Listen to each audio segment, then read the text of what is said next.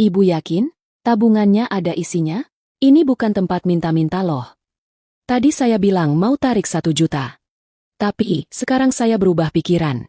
Sekarang saya ingin tarik semua tabungan saya. Hari ini, saya akan membawakan sebuah kisah yang sangat menggetarkan hati. Tentang seorang wanita sederhana yang datang ke sebuah bank mewah, hanya ingin menarik uang. Namun, ia justru dihina, dicemooh, bahkan direndahkan di depan umum. Tidak ada yang tahu siapa dia sebenarnya. Tidak ada yang menyangka bahwa kehadirannya hari itu akan mengguncang seluruh bank. Seperti apa kisah lengkapnya? Mari kita ikuti bersama sampai akhir. Mari kita mulai ceritanya. Siang itu, kota besar itu terasa terik. Jalanan macet, orang berlalu lalang, kendaraan berseliweran. Di tengah hiruk-pikuk itu, berdirilah sebuah bank swasta ternama. Gedung megah dengan kaca mengilap. Pelayanannya terkenal hanya untuk kalangan atas. Di dalam bank, suasananya sejuk oleh pendingin ruangan.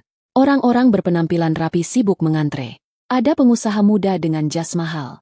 Ada ibu-ibu sosialita membawa tas branded. Ada pegawai kantoran berjas rapi. Semua tampak sibuk. Namun suasana berubah ketika pintu kaca bank terbuka perlahan. Seorang wanita muda melangkah pelan masuk ke dalam. Penampilannya jauh berbeda dengan orang-orang di sana. Rambutnya awut-awutan. Wajah pucat penuh letih. Ia mengenakan daster lusuh yang warnanya sudah pudar. Di kakinya hanya sandal jepit usang. Di dadanya, tergantung gendongan kain kusam yang memeluk erat seorang bayi mungil. Bayi itu tertidur lelap. Wajah polos. Sesekali tampak bergerak kecil seiring napasnya. Wanita itu bernama Burani. Beberapa nasabah langsung menoleh. Bisik-bisik pun terdengar. Itu siapa ya, gembel bawa bayi masuk bank? Waduh, jorok amat. Kenapa dibiarkan masuk? Satpam yang berdiri di sudut ruangan tampak ragu. Ia melangkah pelan, memperhatikan dari kejauhan. Namun Burani tetap berjalan. Langkahnya tenang meski perlahan. Di tangannya tergenggam sebuah buku tabungan lusuh. Kertasnya menguning. Juga selembar KTP yang warnanya mulai pudar. Ia menuju antrian teller. Orang-orang di depannya melirik sinis. Seorang ibu muda bahkan mundur setengah langkah, menutup hidung halusnya. Tak lama, giliran Burani pun tiba. Teller yang bertugas seorang wanita muda berjilbab modis. Wajahnya cantik, namun senyumnya tampak dibuat-buat. Dengan nada ketus, si teller bertanya, "Ibu, ada keperluan apa ya?" Burani menjawab pelan, "Saya mau tarik uang 1 juta rupiah." Si teller melirik ke atas, seolah menahan tawa. Dengan suara agak keras, ia berkata, "Ibu yakin? Tabungannya ada isinya? Ini bukan tempat minta-minta loh."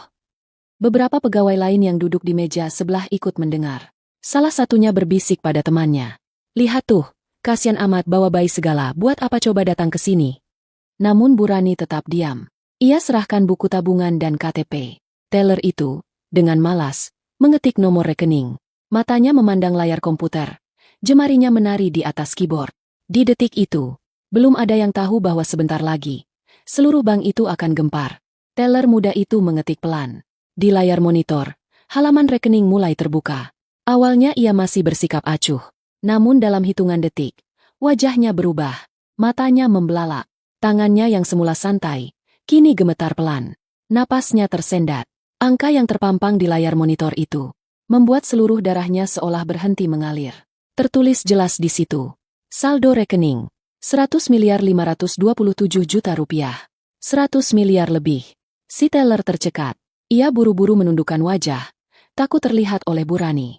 Namun seketika, dengan suara gemetar, ia memanggil pelan, "Pak Manajer, Pak Manajer sebentar, mohon ke sini."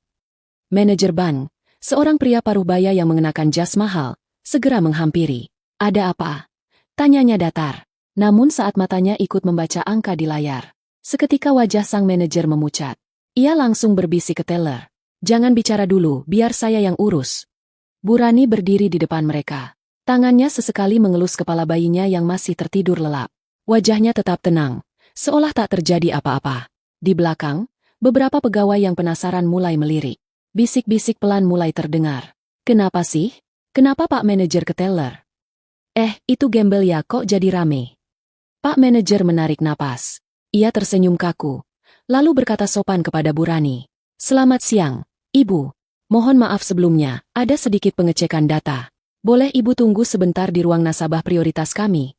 Namun sebelum Burani menjawab, tiba-tiba seorang ibu sosialita yang sejak tadi memperhatikan, mendekat. "Pak, Masa gembel kayak dia bisa punya rekening prioritas? Jangan bikin malu Bang dong. Ini tempat nasabah kalangan atas, katanya lantang. Beberapa nasabah lain tertawa kecil. Ada yang mengangguk. Ada yang bahkan mengambil video diam-diam dengan ponselnya. Satpam yang semula ragu, kini maju mendekat. Ibu maaf, mungkin lebih baik diurus di luar saja ya. Ucapnya ragu-ragu.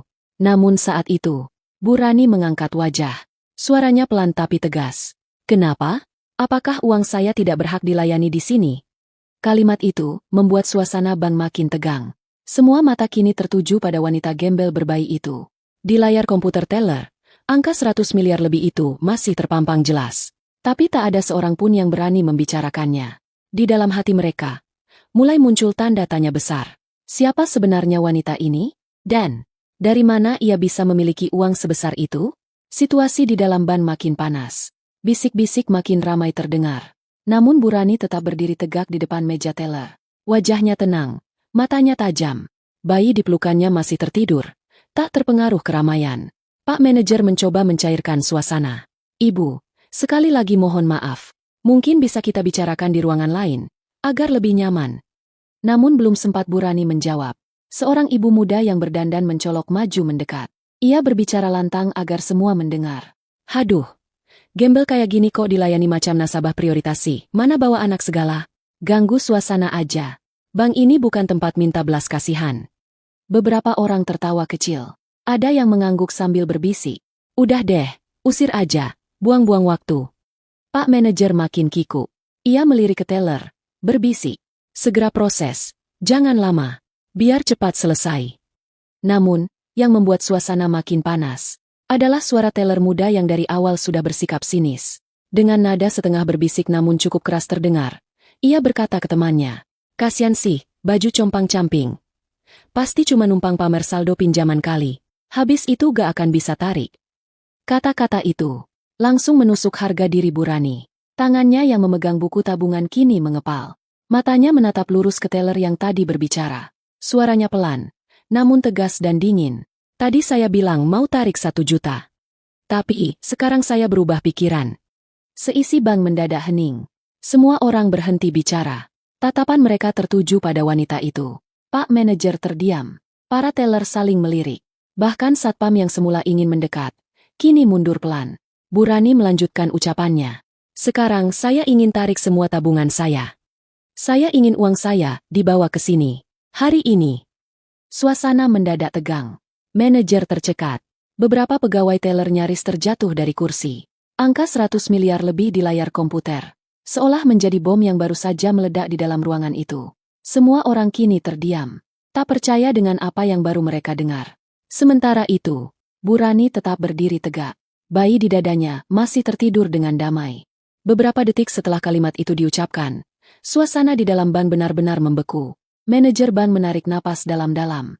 Dengan suara bergetar, ia berkata, "Baik-baik, Ibu mohon ditunggu sebentar.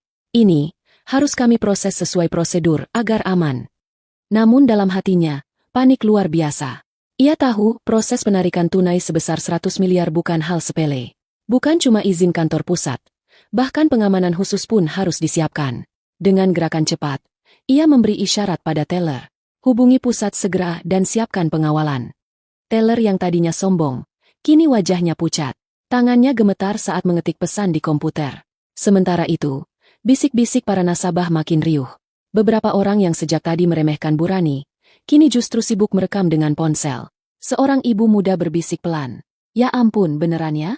Duitnya segitu banyak? Kok bisa?" Seorang pria parubaya yang duduk di sofa nasabah prioritas bahkan sudah menelepon temannya. "Bro, lu gak bakal percaya. Ada gembel bawa bayi di sini. Saldo 100 miliar, dia minta tarik semua." Astaga! Tak butuh lama. Kabar itu menyebar cepat. Dalam waktu kurang dari setengah jam, 2 orang wartawan media lokal sudah datang ke depan bank.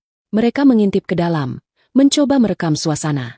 Sementara itu, di dalam ruangan, Pak manajer sudah makin pucat. Ia mendekati Bu Rani dengan senyum kaku. "Ibu, kami sudah menghubungi kantor pusat, sedang dalam proses, mohon bersabar, dalam waktu dekat akan kami siapkan semuanya." Namun Bu Rani tidak berkata apa-apa. Ia duduk di kursi tunggu, memangku bayinya yang kini mulai bergerak kecil. Tangannya mengelus kepala sang bayi dengan lembut. Matanya tetap tajam, memandang ke arah para pegawai bank yang mondar-mandir panik. Di sekelilingnya, para nasabah kini hanya bisa terdiam. Tak ada lagi suara tawa. Tak ada lagi hinaan. Semua mata hanya tertuju pada satu sosok. Wanita gembel itu. Dan bayi mungil yang damai dalam pelukannya. 1 jam berlalu. Situasi di dalam bank makin tegang.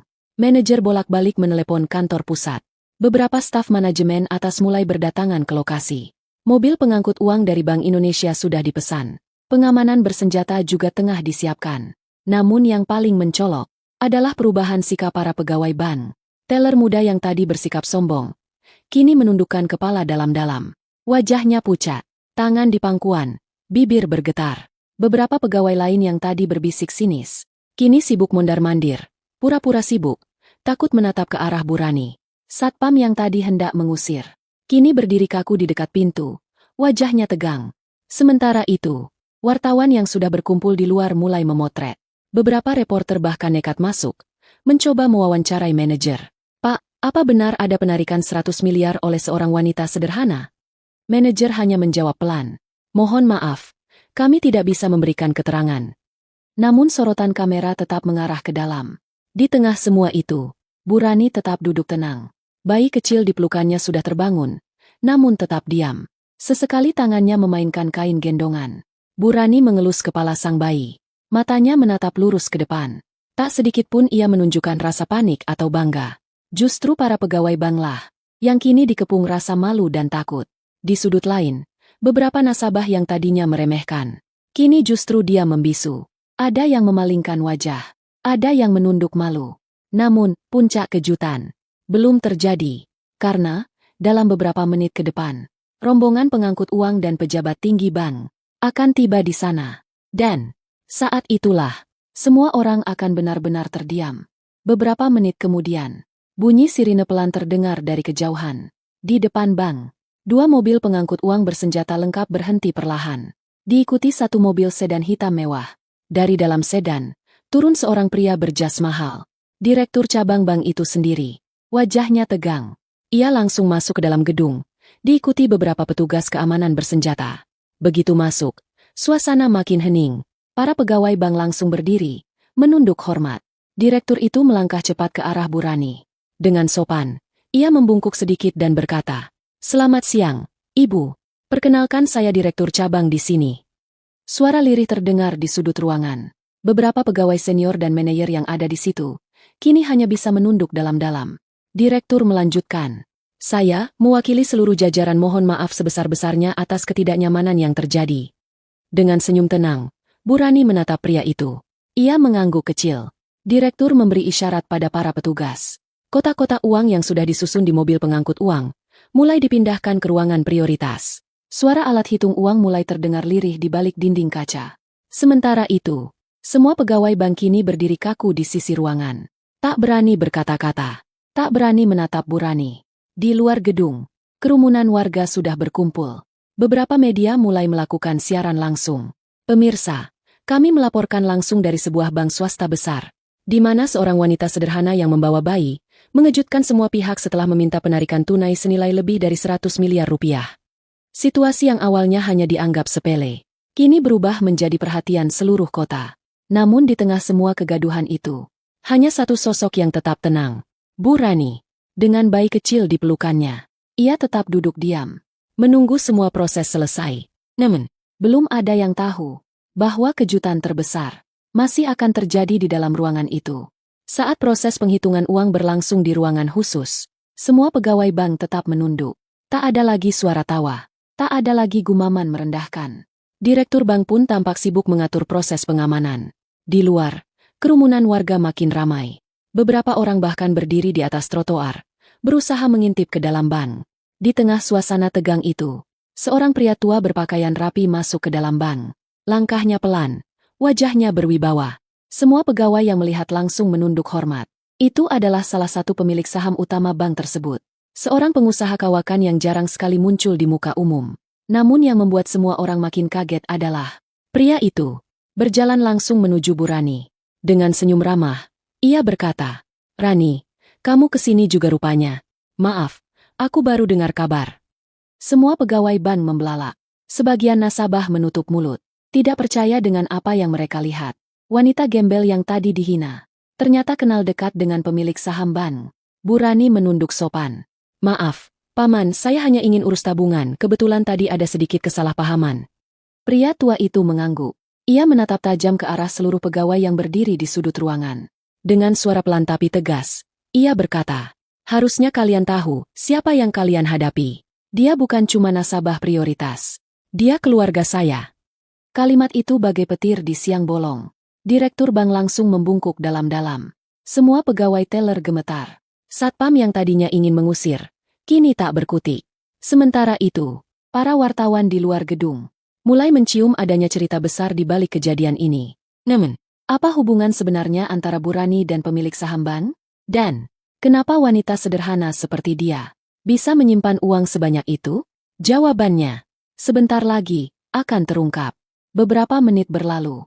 Direktur bank, para pegawai, dan seluruh nasabah kini berdiri dalam diam. Tak ada lagi suara. Semua mata tertuju pada sosok wanita sederhana yang kini diketahui adalah keluarga dari pemilik saham utama bank tersebut. Pria tua itu duduk di samping Bu Rani. Dengan suara pelan, ia berkata, kamu tidak perlu datang sendiri begini, Rani. Seharusnya bilang saja ke Paman. Bu Rani tersenyum tipis. Saya tidak ingin merepotkan Paman. Saya hanya ingin tahu, seperti apa pelayanan di sini, jika saya datang tanpa dikenali. Kalimat itu membuat beberapa pegawai makin menundukkan kepala.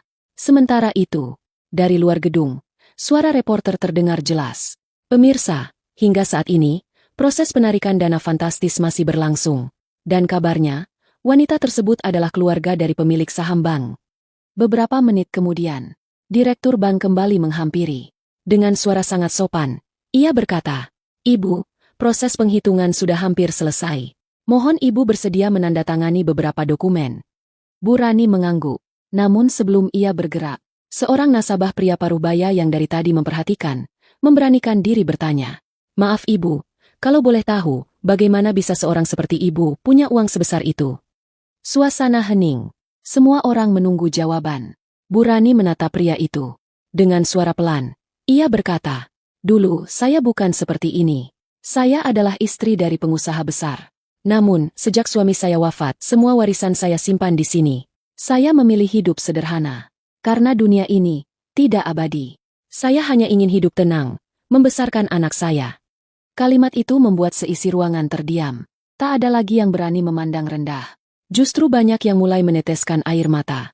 Karena baru sadar wanita yang tadi mereka hina adalah seorang janda mulia yang memilih hidup sederhana, meski memiliki kekayaan luar biasa. Namun, kejutan yang lebih besar masih menanti, karena keputusan Bu Rani berikutnya akan membuat seisi ban benar-benar tercengang. Suasana di dalam ban makin syahdu. Tak ada lagi wajah sinis, tak ada lagi tawa merendahkan. Semua orang hanya diam mendengarkan kisah singkat yang diucapkan oleh Bu Rani.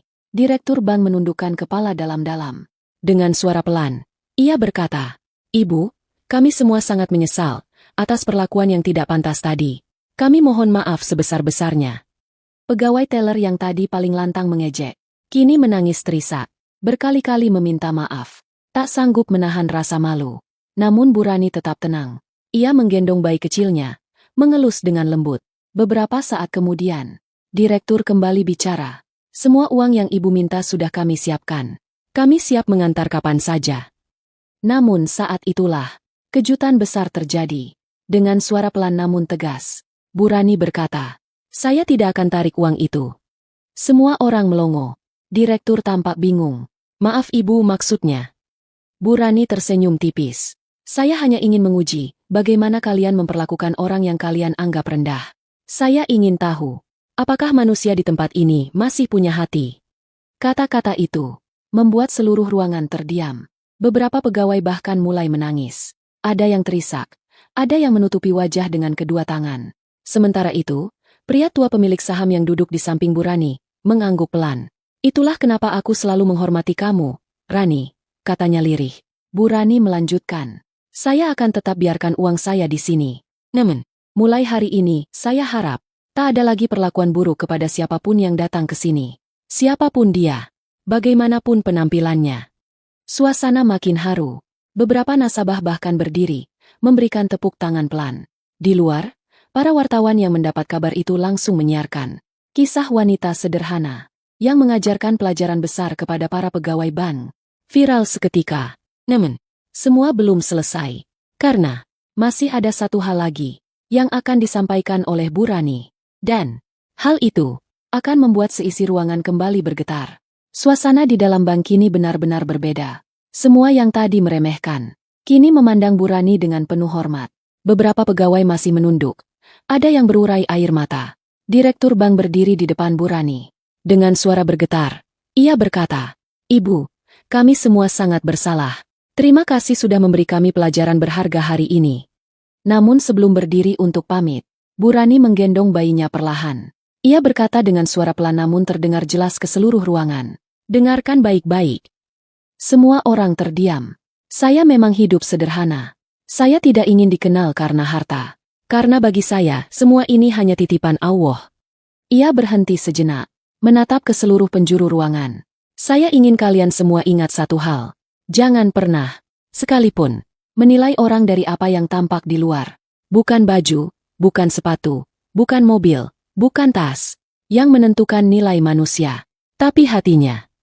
Kalimat itu diucapkan dengan begitu tulus, begitu dalam, begitu menghunjam ke dalam hati siapapun yang mendengar. Tak terasa, banyak pegawai yang mulai menangis perlahan. Ada yang memegang dada, ada yang menunduk menutupi wajah. Sementara itu, Bu Rani berdiri perlahan. Bayi di pelukannya tetap tenang, seolah ikut merasakan kedamaian sang ibu. Pria tua pemilik saham berdiri di sampingnya. Dengan lembut, ia berkata, "Ayo, Rani, biar aku yang antar pulang." Bu Rani tersenyum tipis. Ia melangkah pelan ke pintu keluar. Namun sebelum benar-benar melangkah pergi, ia berhenti sejenak, menoleh ke arah semua pegawai bank yang masih berdiri kaku. Dengan senyum yang begitu tulus, ia berkata, "Semoga kejadian hari ini membuat kita semua jadi manusia yang lebih baik." Kemudian, ia melangkah keluar, diiringi tatapan kagum, rasa haru, dan rasa malu dari seisi bank. Hari itu, bank yang megah itu tak akan pernah melupakan sosok wanita sederhana yang mengajarkan pelajaran hidup paling berharga.